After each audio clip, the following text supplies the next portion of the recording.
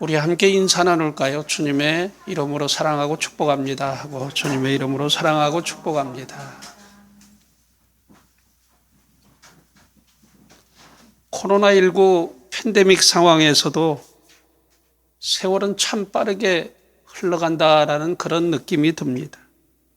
우리에게 주어진 2022년의 시간도 어느덧 4월 말에 접어들고 있습니다. 그런 의미에서 시편 90편 9절부터 10절에 모세의 고백이 참 절실하게 공감되는 그런 아침입니다. 우리 함께 같이 시편 90편 9절부터 10절을 한번 읽어보도록 하겠습니다. 시작. 우리의 모든 날이 주의 분노 중에 지나가며 우리의 평생이 순식간에 다하였나이다. 우리의 연수가 70이요 강간하면 80이라도 그 연수의 자랑은 수고와 슬픔뿐이요 신속히 가니 우리가 날아가나이다. 흘러간 시간은 다시 돌이킬 수가 없습니다. 그래서 현재의 시간을 붙잡지 못하면 남는 것은 후회와 안타까움일 뿐입니다. 우리 모두에게는 창조주이신 하나님께서 부여하신 인생의 삶의 시간이 있습니다. 우리는 우리에게 주어진 이 인생 삶의 시간을 하나님이 기뻐하시는 아름답고 보람 있는 시간으로 만들어 가야 합니다. 이 신속히 날아가 버리는 특성을 가지고 있는 이 시간을 우리가 어떻게 하나님의 영광을 위해서 써야 할까? 이것을 우리는 이 아침에 한번 고민해 보아야 합니다. 우리의 생애에 있어서 가장 중요한 것은 오늘 현재의 시간이며 그 시간을 어떻게 하나님의 영광을 위해서 사용할 것인가에 달려있는 것입니다. 성경은 두 종류의 시간이 존재하고 있음을 우리에게 말합니다. 그 두 종류의 시간은 다름 아닌 크로노스와 카이로스의 시간입니다. 크로노스는 단순히 흘러가는 자연적 시간으로서 규정된 분량의 시간을 말합니다. 하지만 카이로스의 시간은 목적이 이끄는 의식적인 시간으로서 특정한 사역의 시간을 말합니다. 하나님께서 행하시는 구속사의 시간이 바로 그 시간입니다. 오늘 본문 16절 말씀을 통해서 사도 바울은 우리를 향해 세월을 아끼라라고 그렇게 권면합니다. 여기서 사용된 세월이라는 시간적 명사가 카이로스입니다. 또 아끼라는 말은 엑사고라조로 쓰여졌는데 그 뜻은 값을 주고 사라 혹은 최상의 것으로 만들라라는 그런 뜻입니다. 그러므로 세월을 아끼라는 의미는 우리에게 맡겨진 사역의 시간들을 값을 주고 최상의 것으로 만들라라는 그런 의미인 것입니다. 사도 바울은 우리를 향해 세월을 아끼라고 했는데 그렇다고 하면 어떻게 해야 세월을 아낄 수 있을까요? 이 시간 우리는 그것을 한번 깊이 있게 상고해 봐야 합니다. 첫째로 열매 맺는 생활이 되어야 합니다. 세상에 생명을 가지고 있는 모든 것은 다 열매를 맺습니다. 예수님께서 우리에게 들려주신 수많은 비유 가운데 포도원에 가져다 심은 무화과의 비유가 있습니다. 그 말씀이 누가복음 13장 6절부터 9절의 말씀입니다. 어떤 한 사람이 자기의 포도원에 무화과 나무를 심었습니다. 그리고 3년 동안 거름도 주고 가지도 치고 정성을 다해 키웠습니다. 3년이 지난 후에 와서 무화과의 열매를 구합니다. 그런데 안타깝고 유감스러운 것은 그 무화과 나무가 3년이 지나도록 열매를 맺지 못한 것입니다. 모든 나무가 그런 것은 아니지만 과일나무는 보편적으로 옮겨다 심은 후 약 3년이면 열매를 맺게 되어 있습니다. 그래서 포도원 주인이 포도원지기를 불러서 이렇게 명령합니다. 내가 3년을 와서 이 무화과 나무에서 열매를 구하였으나 얻지 못하니 찍어버리라. 어찌 땅만 버리게 하겠느냐라고 말합니다. 이에 포도원 지기가 이렇게 간청을 합니다. 주인이여 금년에도 그대로 두소서. 내가 두루 파고 거름을 줄이니 이후에 만일 열매가 열리면 좋거니와 그렇지 않으면 찍어버리소서라고 말합니다. 예수 그리스도인들은 열매 맺는 사람들입니다. 우리는 열매를 맺어야 한다는 주제가 나오면 의뢰이 갈라디아서 5장 22절부터 23절에 성령의 9가지 열매를 떠올리곤 합니다. 분명한 것은 우리가 주 안에서 성령 하나님의 인도하심을 따라 성령의 열매를 맺어야 합니다. 그것이 그리스도인에게 맡겨진 지극히 당연한 삶의 과제이기 때문에 그렇습니다. 그렇지만 성령의 열매를 맺으려면 그 열매보다 앞서 맺어야 할 열매가 하나 있습니다. 그 열매가 무엇이냐? 회개에 합당한 열매입니다. 가을에 복숭아 과수원에 가면 내년에도 풍성한 열매를 수확하기 위해서 가지를 쳐내는 전지 작업을 합니다. 제가 전지 작업을 하는 것을 유심히 본 적이 있습니다. 근데 가지를 쳐내는데 제가 보기에는 너무 많은 가지를 쳐내는 거예요. 그래서 전지 작업 중인 권사님께 이렇게 질문한 적이 있습니다. 가지를 너무 많이 쳐내는 것이 아닌가요? 하고 물었어요. 그러자 그 권사님이 이렇게 대답하는 거예요. 목사님, 이렇게 가지를 전지해 주어야만 내년에도 풍성한 열매를 기대할 수 있답니다. 라고 대답하는 거예요. 회개라는 말은 헬라어로 메타노이아입니다. 그 뜻은 돌이키다 혹은 뉘우치다, 잘라내다라는 그런 뜻을 가지고 있습니다. 그러므로 회개는 열매를 맺기 위한 우리의 삶에 불필요한 가지를 잘라내는 것을 의미합니다. 죄로 말미암은 못된 행실과 더러운 마음을 제거해내야 합니다. 죄는 크게 두 가지로 구분되어집니다. 그것은 원죄와 자범죄입니다. 원죄는 인류의 대표자이자 조상인 아담과 하와가 하나님 앞에 지은 죄입니다. 인류의 대표자 아담과 하와가 하나님이 따먹지 말라고 한 선악을 알게 하는 나무의 열매를 따먹습니다. 그것으로 하나님의 명령에 불순종하고 불신앙의 죄를 범한 것입니다. 그 일로 인해 사람에게 마귀의 영, 곧 죄가 들어오고 그 죄가 사람을 오염시키고 타락하게 한 것입니다. 유감스럽게도 이 죄는 아담의 후손되는 온 인류에게 책임 전가되어지므로 온 인류가 죄로 말미암아 타락하고 오염되는 그런 결정적인 원인이 된 것입니다. 이 죄는 우리가 죄인임을 자인하고 회개하며 예수님을 구주로 믿고 영접하는 그 순간 용서함을 받습니다. 그러므로 원죄는 두 번 다시 회개할 필요가 없는 것이죠. 하지만 자범죄는 다릅니다. 자범죄라 하면 자기 스스로가 삶 가운데 저지른 범죄를 가리켜서 자범죄라고 합니다. 우리는 원죄를 회개하고 예수 그리스도를 구주로 영접하고 믿고 있음에도 불구하고 삶 가운데 수도 없이 잘못을 저지르고 죄를 범합니다. 그것이 바로 뭐냐? 자범죄인 것이죠. 이것은 우리가 육신의 삶을 마치는 그 순간까지 반복적으로 일어나는 그런 특성을 가지고 있습니다.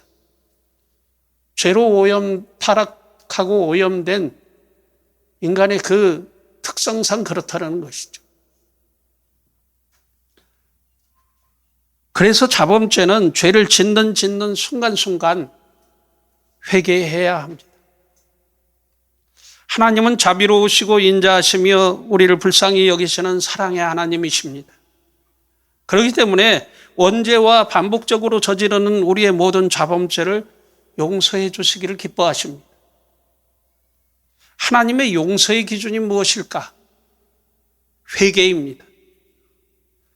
자기의 죄를 시인하고 회개하는 자에게는 하나님은 예수님의 십자가의 보혈의 피로 그의 죄를 양털과 같이 희게 씻겨주시는 것입니다. 욥은 하나님을 믿고 섬기는 의로운 사람입니다. 그러나 그는 엄청난 환난과 시련과 핍박을 받은 사람입니다. 욥은 하나님 앞에 아무런 잘못도 죄도 짓지 않았습니다. 그럼에도 불구하고 그는 극심한 환난과 시련과 핍박을 받았어요. 이유가 뭘까요?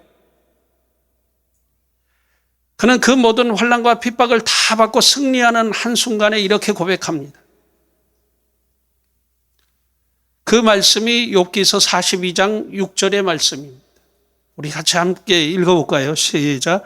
그러므로 내가 스스로 거두어드리고 티끌과 재 가운데에서 회개하나이다.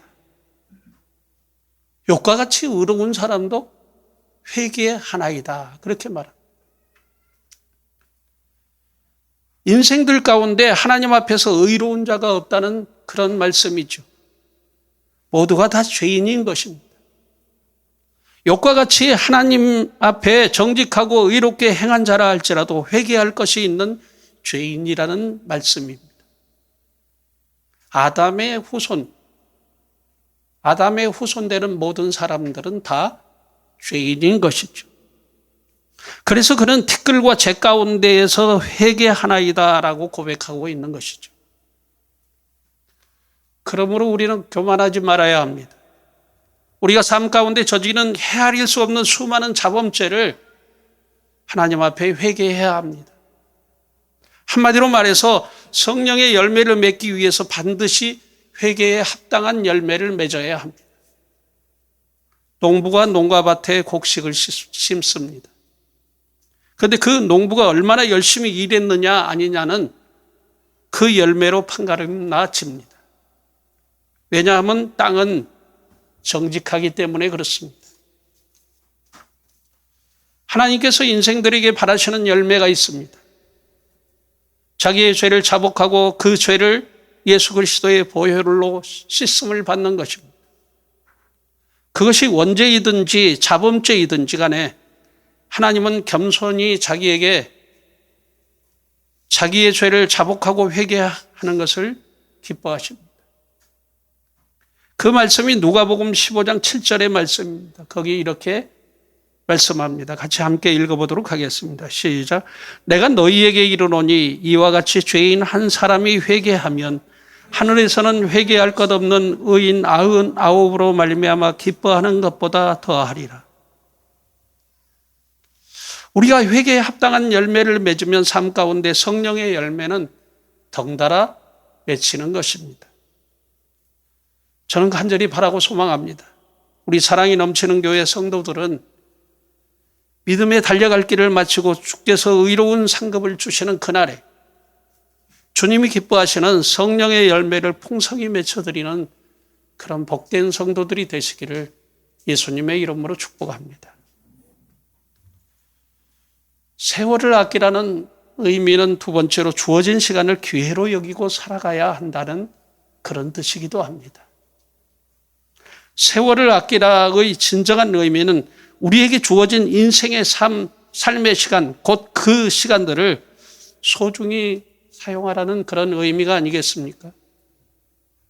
세월과 시간은 신비한 특성을 가지고 있습니다. 멈추지 않고 계속 째깍째깍 흘러간다는 사실입니다. 또 시간은 특정인에게 상관없이 공평하게 주어집니다. 얼굴이 예쁘게 생겼다고 해서 같은 1시간을 2시간으로 부여하지 않습니다. 또 건강하거나 부자라고 해서 더 많이 주어지는 것이 아닙니다. 시간은 누구에게나 공평히 주어지고 멈추지 않으며 흘러가는 것이죠. 하지만 이 흐르는 시간을 멈추게 하는 비밀이 하나 있습니다. 자기에게 다가오는 매일 매 시간을 온전한 삶의 기회로 활용하는 것이 바로 그것입니다. 하나님께서 사람에게 주신 은총 가운데 동시에 2가지 이상 또는 3가지 사람에 따라서 서너 가지 일을 할 수 있도록 하게 하신 것입니다. 어부들이 바다에 나가서 고기를 잡습니다.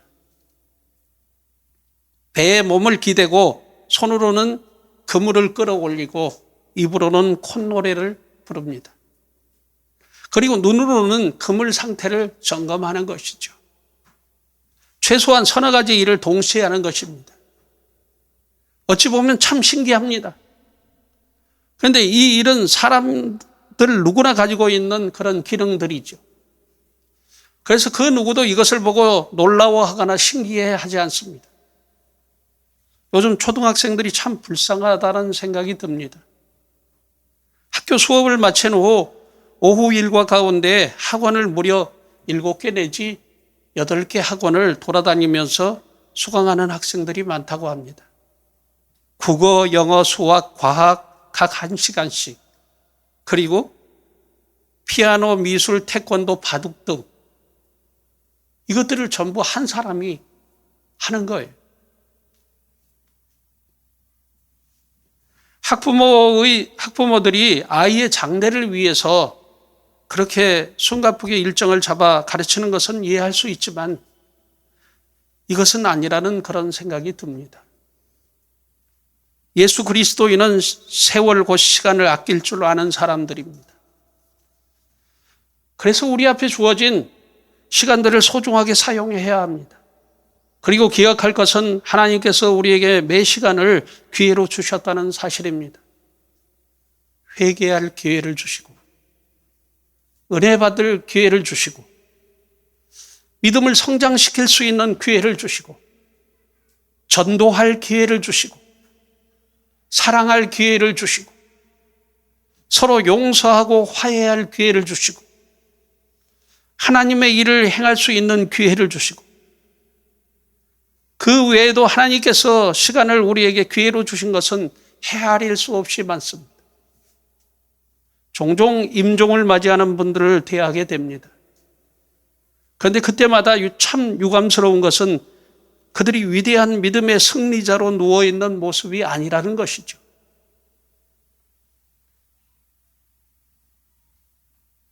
그동안 70년 내지 90년 수많은 세월 그 시간들을 하나님께서 그들에게 기회로 주었습니다. 그렇지만 그 기회들을 다 놓쳐버리고 그들이 빈손 빈 가슴으로 누워있는 것입니다. 참으로 안타깝기 그지없습니다. 저는 간절히 바라고 소망합니다. 우리 사랑이 넘치는 교회 성도들은 이 소중한 세월 그 시간을 여러분의 영성을 회복하고 하나님을 기쁘시게 해드리는데 기회로 붙잡는 성도들이 되시기를 예수님의 이름으로 축복합니다. 셋째로 세상 일에 얽매이지 말아야 합니다. 그래야만이 세월을 아끼는 것이죠. 믿음 생활을 가장 지혜롭게 그리고 성공적인 길로 행하게 하는 것은 세상 일에 얽매이지 않는 것입니다.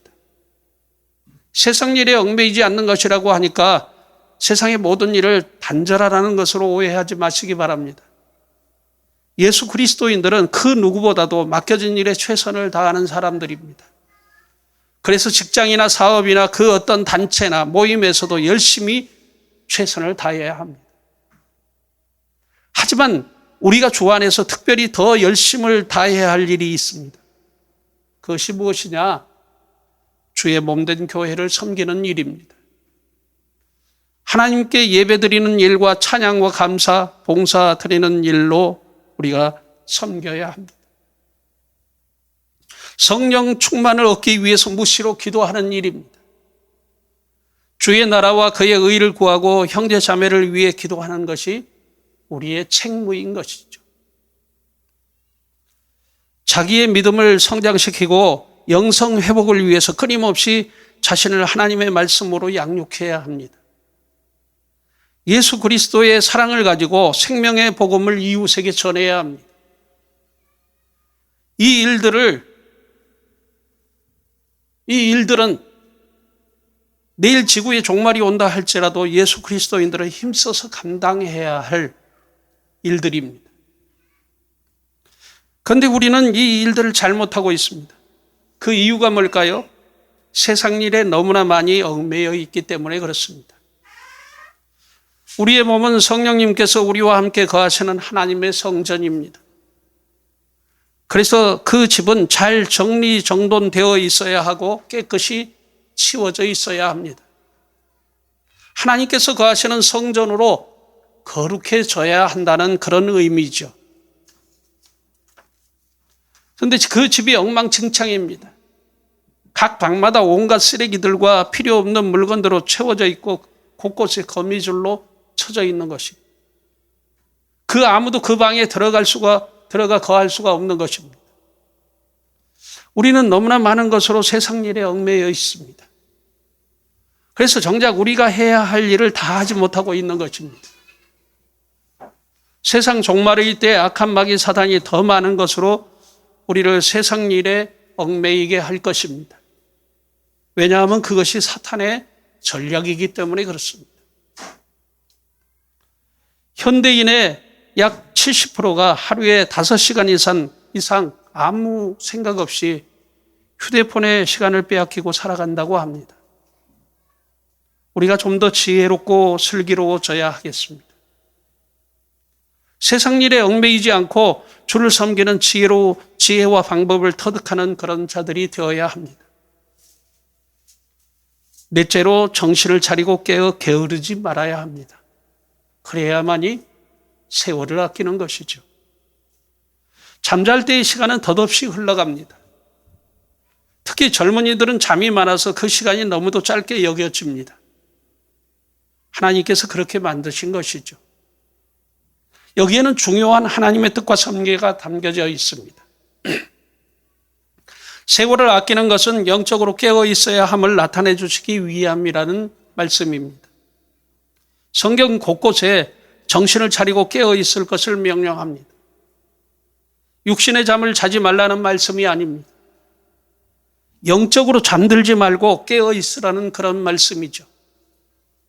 육신의 잠은 쉼과 평안을 의미하지만 영혼의 잠은 무지와 재난을 의미합니다.